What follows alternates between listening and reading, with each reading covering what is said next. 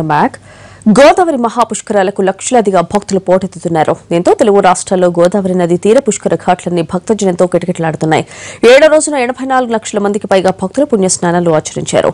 భారీ సంఖ్యలో భక్తులు తరలి రావడంతో వాహనాల రాకపోకలకు అంతరాయం కలుగుతోంది.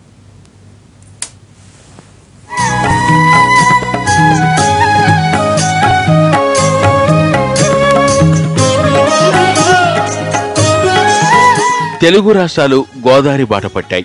పల్లె పట్టణ జనమంతా పుణ్యస్నానాలతో పులకించిపోతున్నారు. 7వ రోజున కూడా పుష్కర ఘాట్లు భక్తులతో పోటెత్తిపోయాయి. తూర్పుగోదావరి జిల్లా రాజమండ్రిలోని పుష్కర, కోటిలింగాల, టీటీడీ, విఐపి ఘాట్లు భక్తులతో కిక్కిరిసిపోయాయి. అటు కోటిపల్లి రేవు, మురమళ్ళ, ముక్తేశ్వరం, రావులపాలెం, అంతర్వేది పుష్కర ఘాట్లలో పెద్ద ఎత్తున భక్తులు పుష్కర స్నానాలు చేశారు. 7వ రోజున తూర్పుగోదావరి జిల్లాలో 29 లక్షలకు పైగా భక్తులు పుణ్యస్నానాలు ఆచరించారు.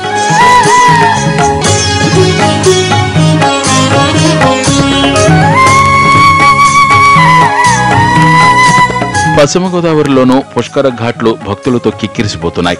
ఆంధ్రప్రదేశ్లోని పాఠశాలలకు నిన్న ఇవాళ సెలవు కావడంతో భక్తుల రద్దీ కొనసాగే అవకాశం ఉంది. కొవ్వూరు, నరసాపురం, సిద్ధాంతం, పట్టిసీమ పుష్కర ఘాట్లలో రద్దీ ఎక్కువగా కనిపించింది. జిల్లాలో నిన్న మొత్తం 12 లక్షలకు పైగా భక్తులు పుణ్యస్నానాలు ఆచరించారు.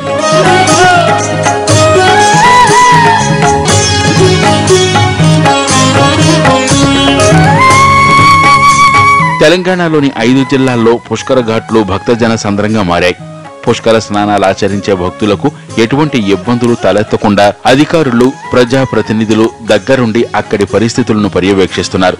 కరీంనగర్ జిల్లా ధర్మపురి పుష్కర ఘాట్లో 16 లక్షలకు పైగా భక్తులు పుణ్యస్నానాలు ఆచరించారు. అటు కాళేశ్వరం, పోచంపాడు, మంగపేటతో పాటు పలు పుష్కర ఘాట్లు భక్తులతో పోటెత్తాయి. జిల్లాలో నిన్న 22 లక్షలకు పైగా జనం పుష్కర స్నానాలు చేశారు. ఇక నిజామాబాద్ జిల్లాలో 10 లక్షలకు పైగా భక్తులు పుణ్యస్నానాలు ఆచరించారు.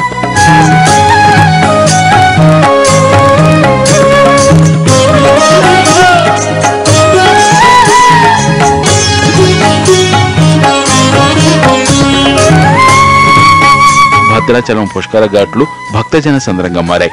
భద్రాచలం సమీపంలోని మోతే పుష్కర ఘాటుకు భక్తుల తాకిడి కొనసాగుతోంది.